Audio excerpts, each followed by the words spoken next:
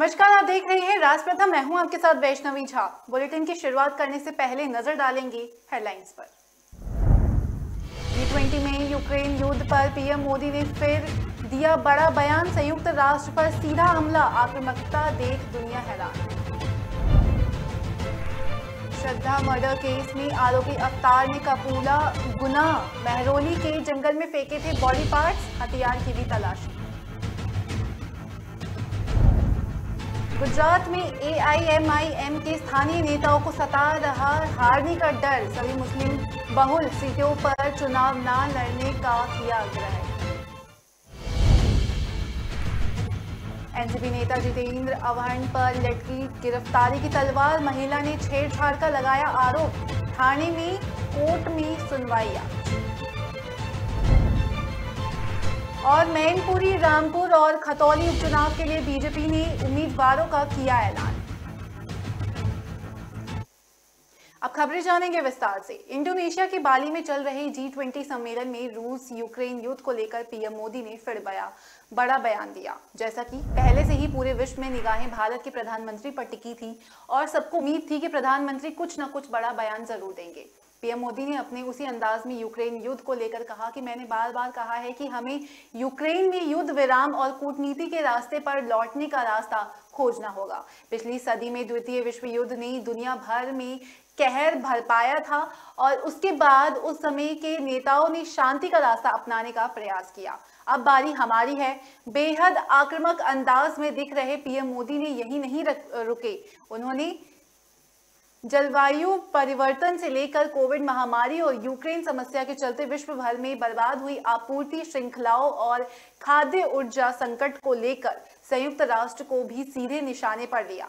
प्रधानमंत्री ने अपने भाषण की शुरुआत विश्व नेताओं को नमस्कार के संबोधन के साथ की। उन्होंने कहा कि मैं एक चुनौतीपूर्ण वैश्विक वातावरण में G20 को प्रभावी नेतृत्व देने के लिए इंडोनेशिया के राष्ट्रपति जोको विडोडो को दिल से बधाई देता हूं।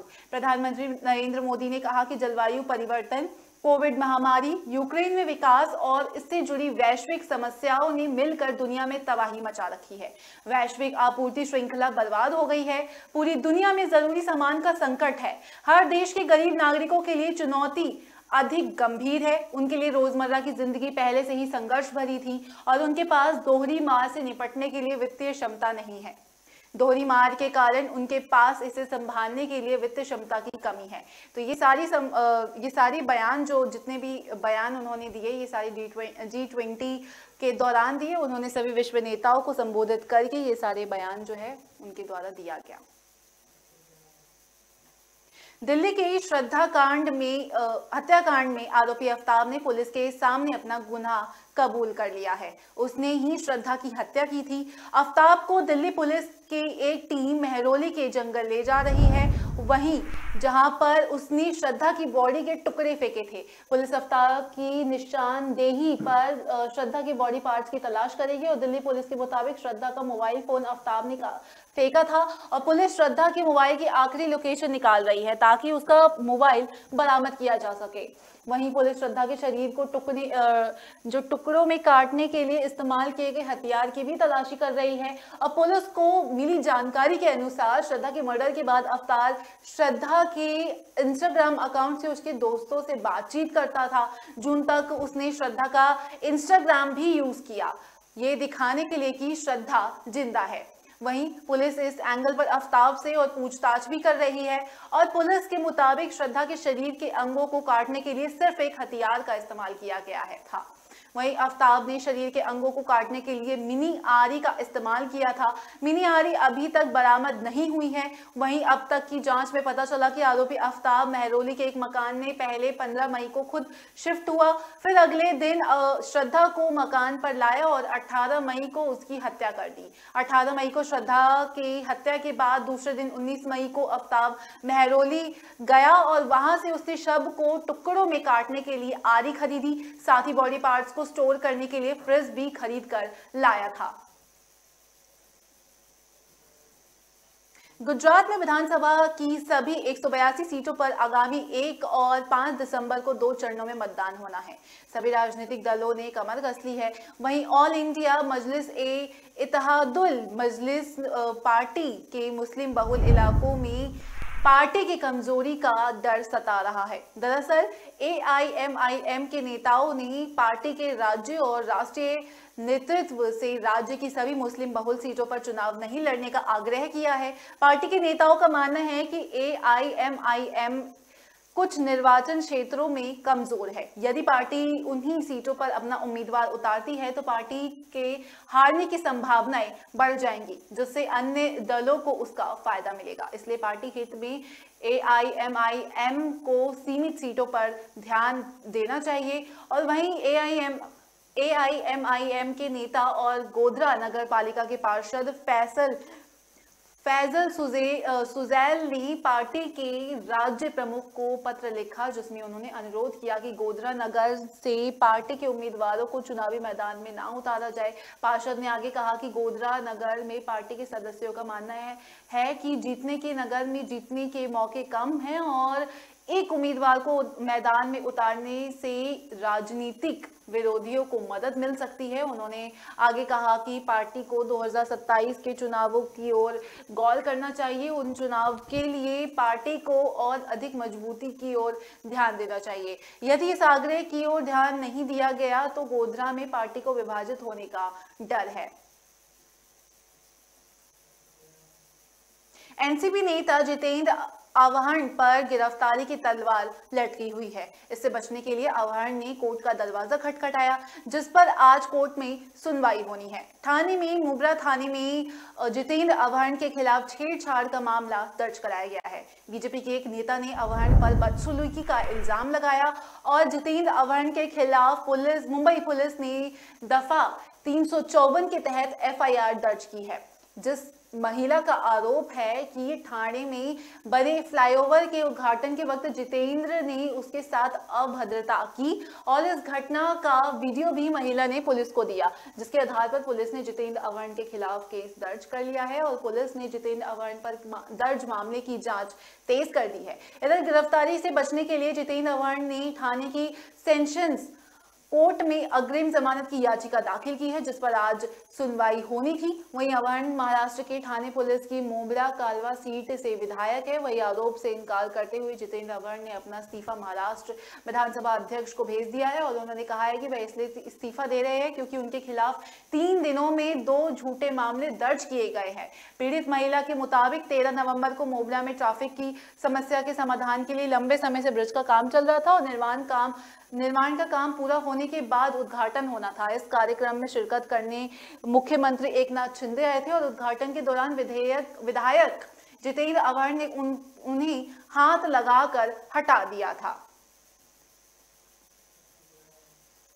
उत्तर प्रदेश के मैनपुरी, रामपुर और खतौली सीट के लिए बीजेपी ने अपने उम्मीदवार के नाम का ऐलान कर दिया है। बीजेपी ने मैनपुरी उपचुनाव के लिए रघुराज शाक्य को अपने उम्मीदवार बनाया है और इन सीटों पर केंद्रीय चुनाव समिति से अंतिम मुहर लगने के बाद उम्मीदवारों के नाम का ऐलान किया गया और बीजेपी की केंद्रीय चुनाव समिति ने मंगलवार को यूपी उपचुनाव के लिए उम्मीदवार के नाम का ऐलान कर दिया। बीजेपी के मैनपुरी उपचुनाव में समाजवादी पार्टी की उम्मीदवार और अखिलेश यादव की पत्नी डिंपल यादव के खिलाफ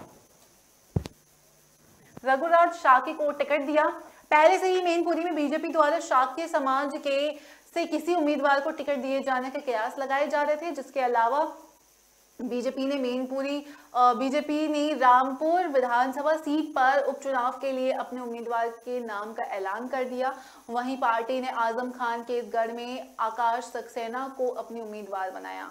आकाश सक्सेना को रामपुर में आजम खान के धुर विरोधी माना जाता है और हालांकि पहले भी आकाश सक्सेना के उम्मीदवार बनाए जाने की चर्चा की थी और बीजेपी ने मुजफ्फरनगर के खतौली विधानसभा उपचुनाव में राजकुमारी सैनी को टिकट दिया और राजकुमारी सैनी विक्रम सिंह सैनी की पत्नी है, जबकि सीट पर सपा गठबंधन से RLD ने मैदान भैया को उम्मीदवार बनाया था। वहीं मैनपुरी में खतौली सीट पर 17 नवंबर तक नामांकन होगा और जबकि रामपुर सीट पर 18 नवंबर तक नामांकन होगा। इन सीटों पर 5 दिसंबर को वोटिंग होगी और 8 दिसंबर को वोटों की गिनती होगी। वक्त तो चला एक छोटी सी ब्रेक का, बने रहिए राज प्रथम के साथ।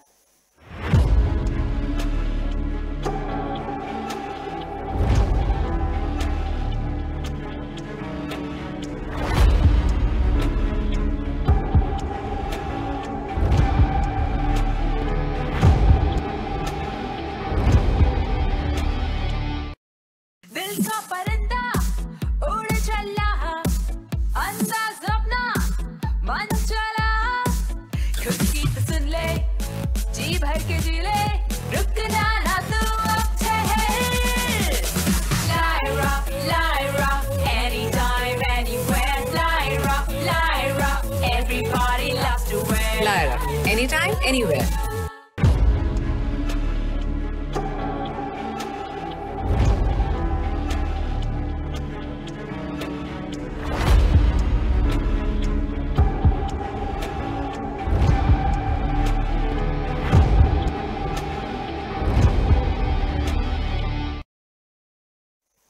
ब्रेक के बाद स्वागत है आपका। रुक करेंगे अगली खबर का। झारखंड के मुख्यमंत्री हेमंत सोरेन को बड़ा झटका लगा। प्रवर्तन निदेशालय ने उनके अपील को खारिज कर दिया। सूत्रों से मिली जानकारी के मुताबिक सीएम ने ईडी को पत्र लिखकर उन्हें पूछताछ के लिए 17 नवंबर की बजाय एक दिन पहले यानी कि 16 नवंबर को ही पूछताछ के लिए बुलाने की अपील की थी। इस पर ईडी ने तकनीकी दिक्कतों की वजह से अपील को खारिज कर दिया। और आपको बता दें कि अवैध खनन मामले में ईडी ने दूसरा समन भेजते हुए सीएम सोरेन को 17 नवंबर को हाजिर होने के लिए कहा है। इससे पहले इस मामले में ईडी ने सोरेन को 3 नवंबर को एयरपोर्ट रोड स्थित ईडी मुख्य कार्यालय में पूछताछ के लिए बुलाया था। इस समन के बाद हेमंत ने 3 सप्ताह का समय मांगा था, जिसके बाद ईडी ने 17 नवंबर को नई तारीख निर्धारित की थी। फिर हेमंत ने निर्धारित समय के एक दिन पहले 16 नवंबर को पेश होने के लिए समय मांगा, लेकिन ईडी ने उनकी मांग को खारिज कर दिया। इससे पहले जब ईडी ने पूछताछ के लिए सोरेन को बुलाया था तो उन्होंने 3 सप्ताह का समय मांगते हुए जो है वो ईडी ने 17 नवंबर का जो डेट है वो फिक्स कर दिया था। वहीं सोरेन ने जांच एजेंसी को पत्र लिखकर कहा था कि उनका व्यस्त कार्यक्रम है, इसलिए उन्हें 3 सप्ताह का समय देना चाहिए। और ईडी ने भी झारखंड के पुलिस आयुक्त को पत्र लिखकर पूछताछ से पहले सुरक्षा के समुचित इंतजाम करने के लिए कहा था। ईडी ने हाल ही में रांची के स्पेशल कोर्ट में सोरेन के करीबी पंकज मिश्रा और बच्चू यादव को और प्रेम प्रकाश के खिलाफ अभियोजन शिकायत दायर की थी, जिन्हें झारखंड के सीएम का करीबी भी कहा जाता है। चार्जशीट पर कोर्ट पहले ही संज्ञान ले चुका था। बीजेपी की वरिष्ठ नेता और केंद्रीय गृह मंत्री अमित शाह ने कहा कि अगर पार्टी गुजरात में अगले महीने होने वाले विधानसभा चुनाव 2022 में बहुमत हासिल करती है तो भूपेंद्र पटेल राज्य के मुख्यमंत्री बने रहेंगे। शाह के बयान से ये स्पष्ट हो गया कि पटेल बीजेपी की मुख्यमंत्री पद के उम्मीदवार है और पार्टी की नजर प्रधानमंत्री नरेंद्र मोदी और शाह के गृह राज्य में लगातार 7वीं बार सत्ता हासिल करने पर है। शाह ने कहा कि अगर गुजरात में बीजेपी को बहुमत मिलता है तो भूपेंद्र पटेल ही अगले मुख्यमंत्री होंगे। भूपेंद्र पटेल ने सितंबर 2021 में विजय रूपाणी की जगह मुख्यमंत्री का पद संभाला था और ये बीजेपी नेतृत्व का एक ऐसा कदम था जिसने कई लोगों को चौंका दिया था। पटेल घाटोलाडिया निर्वाचन क्षेत्र से पहली बार विधायक बने, उन्हें इस सीट से फिर से उम्मीदवार बनाया गया। तो वहीं गुजरात में कई विधायकों के टिकट काटे जाने को लेकर उन्होंने कहा कि हर बार 30% के आसपास चेहरे बदलते हैं, कभी एक चेहरा हमेशा नहीं रहा। गृह मंत्री अमित शाह ने कहा कि हम रिकॉर्ड तोड़ने की राजनीति नहीं करते, हम गुजरात की जनता की उम्मीदवारों पर हमेशा खरा उतरे हैं। गुजरात ने कभी किसी तीसरी पार्टी के कंसेप्ट को स्वीकार नहीं किया। उन्होंने कहा कि गुजरात चुनाव हम प्रचंड बहुमत से जीतेंगे और बीजेपी की सरकार बनेगी। इससे पहले अरविंद केजरीवाल के नेतृत्व वाली आम आदमी पार्टी ने सार्वजनिक सर्वेक्षण करने के बाद पार्टी नेता इसुदान गढ़वी को मुख्यमंत्री पद का उम्मीदवार घोषित किया था। वहीं कांग्रेस ने चुनाव के लिए मुख्यमंत्री पद के उम्मीदवार की घोषणा नहीं करने का फैसला किया है। गुजरात के कुल 182 सीटों के लिए 2 चरणों में 1 और 5 दिसंबर को मतदान होगा और मतगणना 8 दिसंबर को होगी। दिल्ली एनसीआर में पिछले कुछ दिनों से वायु गुणवत्ता में सुधार देखने को मिल रहा है।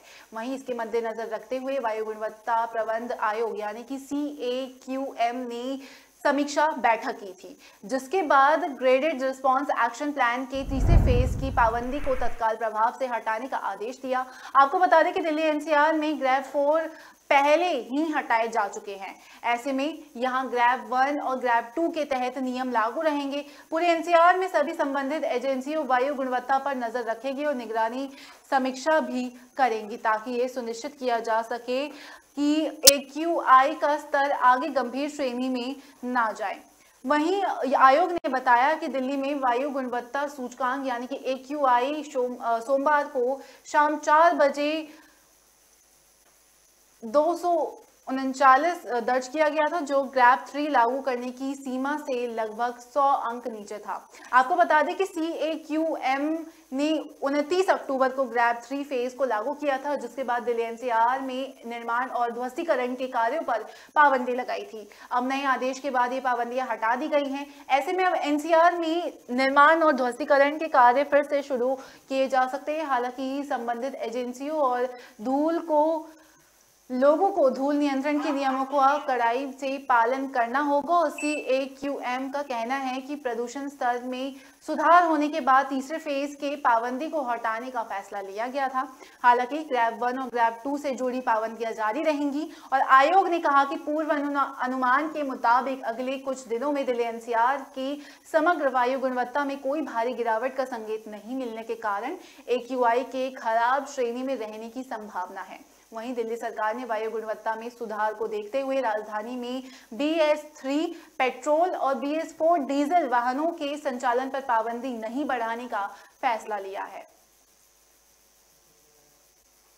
मध्य प्रदेश के पूर्व मुख्यमंत्री और राज्यसभा सांसद दिग्विजय सिंह ने पूर्व राष्ट्रपति कोविंद पर निशाना साधा है। उन्होंने कहा कि रामनाथ कोविंद ने 5 साल राष्ट्रपति रहते हुए भी दलितों के लिए काम नहीं किया। उन्होंने बताया कि अब दलित और आदिवासियों के मुद्दे को लेकर राष्ट्रपति मुर्मू से मुलाकात करने के लिए कांग्रेस का जो है वो प्रतिनिधि दल अब जाएगा। तो साफ तौर पर दिग्विजय सिंह की तरफ से जो है पूर्व राष्ट्रपति कोविंद पर निशाना साधा गया। उन्होंने कहा कि 5 साल कार्यकाल के दौरान भी दलितों के लिए कुछ भी काम नहीं किया।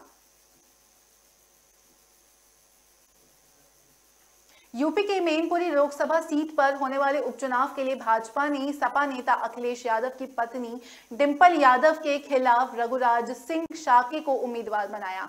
मैनपुरी सीट सपा के पूर्व अध्यक्ष और यूपी के CM रहे मुलायम सिंह यादव के निधन के बाद खाली हुई।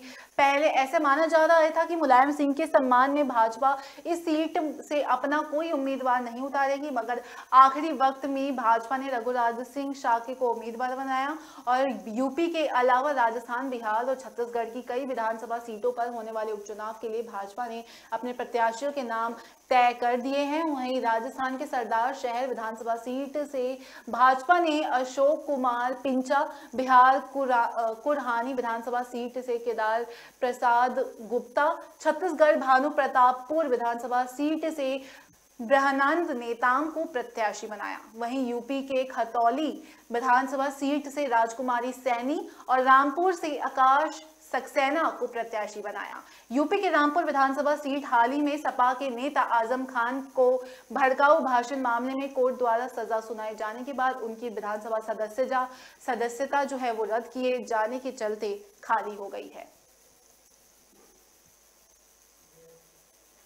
फिलहाल वक्त हो चला एक छोटे से ब्रेक का। ब्रेक के बाद जल्द हाजिर होंगे।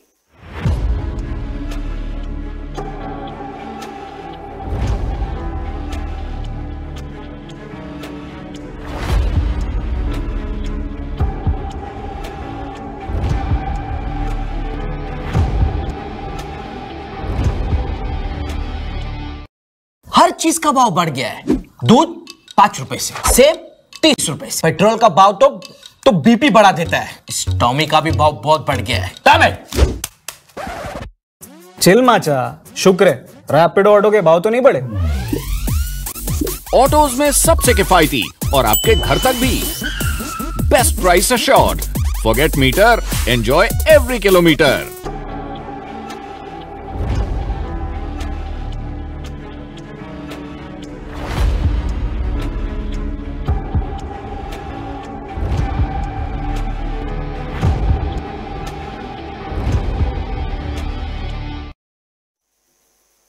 ब्रेक के बाद स्वागत है आपका। बढ़ेंगे अगली खबर की ओर। उत्तर प्रदेश के गोरखपुर में सिवान के 3 लोगों की लाश मिली है। पिता और उसकी 2 बेटियां फंदे से लटकी मिली थी। वहीं घटना मंगलवार सुबह की बताई जा रही है। इनकी पहचान जितेंद्र श्रीवास्तव और उनकी 2 बेटियों के रूप में की गई है। ऐसा कहा जा रहा है कि आर्थिक तंगी से परेशान होकर इस तरह का कदम उठाया गया। हालांकि जांच और पोस्टमार्टम रिपोर्ट के बाद ही सब कुछ स्पष्ट होगा। घटना गोरखपुर के घोशीपुरवा मोहल्ले की बताई जा रही है। फॉरेंसिक टीम मामले की जांच में जुटी हुई है। ये सभी सिवान के गुठनी थाना क्षेत्र के रहने वाले थे। बताया जा रहा है कि गोरखपुर के घोशीपुरवा इलाके में सिवान की गुठनी निवासी ओम प्रकाश श्रीवास्तव मकान बनवाकर 15 साल पहले परिवार के साथ रहते थे। उनकी दोनों बेटों के बीच बंटवारा हो चुका है। वो अपने बड़े बेटे जितेंद्र श्रीवास्तव के साथ रहते थे। कैंसर से पीड़ित जितेंद्र की पत्नी की फरवरी 2020 में ही मृत्यु हो गई। उपचार में ज्यादा पैसा खर्च होने की वजह से परिवार आर्थिक तंगी से जूझ रहा था। जितेंद्र सिलाई का काम करता था और उनके पिता गार्ड की नौकरी करते थे। वही जितेंद्र के पिता ओम प्रकाश सोमवार की रात ड्यूटी पर चले गए थे और मंगलवार की सुबह 7 बजे लौटे तो मुख्य दरवाजा खुला था। अंदर जाकर देखा तो अलग अलग कमरे में उनके बेटे जितेंद्र और पोती 16 वर्षीय मान्य और 14 वर्षीय मानवी का शव पंखे से दुपट्टे के सहारे लटका मिला था। वो चीखते हुए बाहर निकले और घटना जानकारी पड़ोसियों के साथ शाहपुरा थाने की पुलिस को दी और पुलिस ने शव को पोस्टमार्टम के लिए फिलहाल भेज दिया है और जांच भी शुरू कर दी है। मध्य प्रदेश के मंदसौर में एक युवक की पत्नी को एक व्यक्ति परेशान कर रहा था, जिसके बाद युवक ने परेशान करने वाले युवक को सबक सिखाने के लिए पिस्टल खरीदने का प्लान बनाया था। युवक जब पिस्टल खरीदने के लिए पहुंचा तो वो खुद ब्लैकमेलिंग का शिकार हो गया। इस मामले में वाईडी नगर थाना पुलिस ने 3 लोगों को गिरफ्तार किया है और एक आरोपी फरार चल रहा है। पुलिस ने बताया कि फरार आरोपी की तलाश की जा रही है। वाईडी नगर थाना प्रभारी जितेंद्र पाठक ने बताया कि मंदसौर कृषि उपज मंडी के सामने हथियार की खरीद फरोख्त की सूचना मिली थी, जिसके बाद पुलिस ने मौके पर पहुंचकर 3 लोगों को गिरफ्तार किया। आरोपियों ने नगर सेना का जवान विजेश मालवी भी शामिल है, जिसके अलावा आलोट के रहने वाले देवेंद्र चौधरी और बोइन खान को पकड़ा गया और हथियार की खरीद फरोख्त के मामले में अभी रियाज निवासी पिपलिया मंडी फरार है। इस पूरे मामले में नगर सेना के जवान और अन्य आरोपियों पर ब्लैकमेलिंग और अवैध वसूली की भी शिकायत दर्ज की गई है। आरोपियों को पुलिस रिमांड पर लिया गया है, जिसमें उन्होंने चौंकाने वाला खुलासा किया।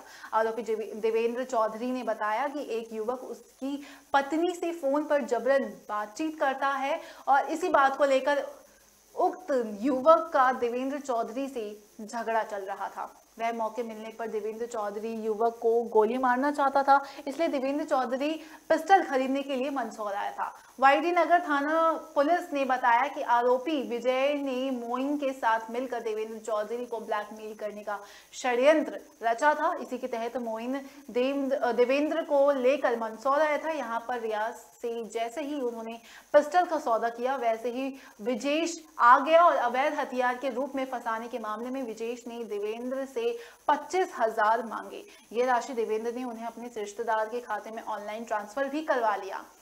इसी बीच पुलिस पहुंच गई और तीनों को पकड़ लिया। इस मामले में पिस्टल मुहैया कराने वाले पिपलिया मंडी का रियाज अभी फिलहाल जो है वो फरार चल रहा है।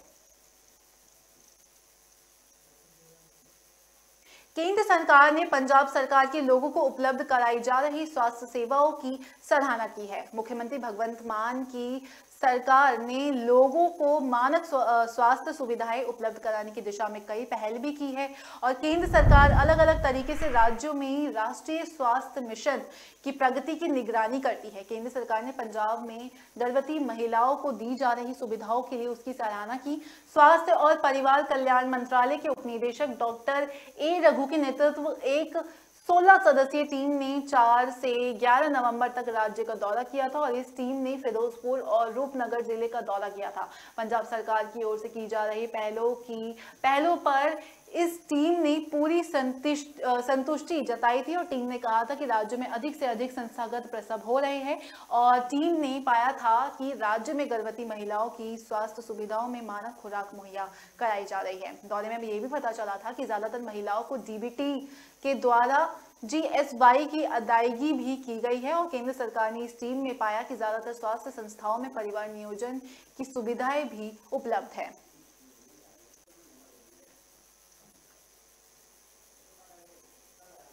कच्छ पश्चिम के पुलिस अधीक्षक सौरभ सिंह ने बताया कि एक महिला को डूबने से बचाने के प्रयास में एक ही परिवार के 5 लोग कच्छ की नर्मदा नहर में डूब गए। पुलिस ने सभी शवों को बरामद कर लिया है और एसपी ने कहा कि पानी लाते समय महिला नहर में फिसल गई थी और कच्छ पश्चिम के एसपी सौरभ सिंह ने कहा कि पुलिस ने जानकारी देते हुए बताया कि मुंद्रा के गुंडाला गांव में नर्मदा शहर में परिवार के 5 सदस्य डूब गए।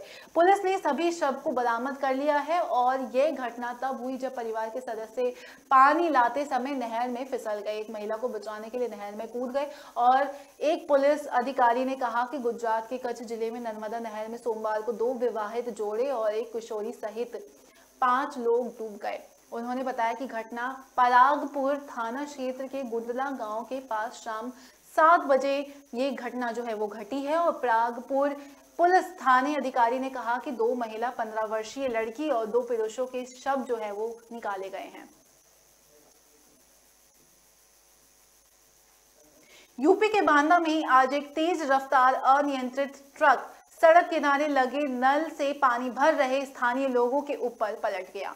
ट्रक के नीचे दबने से 3 वर्षीय मासूम बच्ची की मौके पर ही मौत हो गई और जबकि आधा दर्जन लोग जो है वो गंभीर रूप से घायल हो गए। हादसे की सूचना पाकर मौके पर पहुंची पुलिस ने ग्रामीणों के सहयोग से ट्रक के नीचे दबे घायलों को सामुदायिक स्वास्थ्य केंद्र में भर्ती कराया, जहां प्राथमिक उपचार के बाद उन्हें जिला अस्पताल के लिए रेफर कर दिया गया। पूरा मामला मरका थाना क्षेत्र के औगासी गांव का है। सोमवार को कुछ लोग जो है वो गांव के बाहर सड़क के किनारे लगे हैंडपंप से पानी भर रहे थे।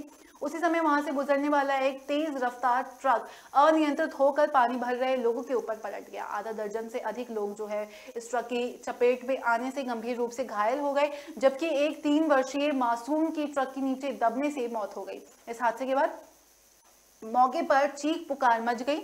वहां मौजूद लोगों ने तुरंत मामले की सूचना जो है वो पुलिस को दी और मौके पर पहुंची पुलिस ने स्थानीय लोगों की मदद से रेस्क्यू कर सामुदायिक स्वास्थ्य केंद्र बेबड़ू में भर्ती कराया, जहां प्राथमिक उपचार के बाद सभी घायलों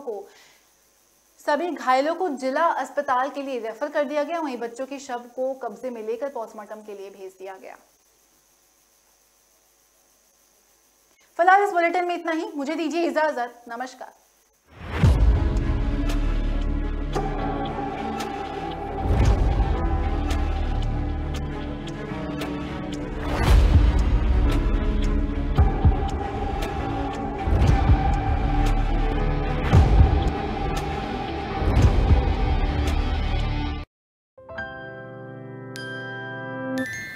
दीदी अब ऐसे ऑटो लेने कहाँ तक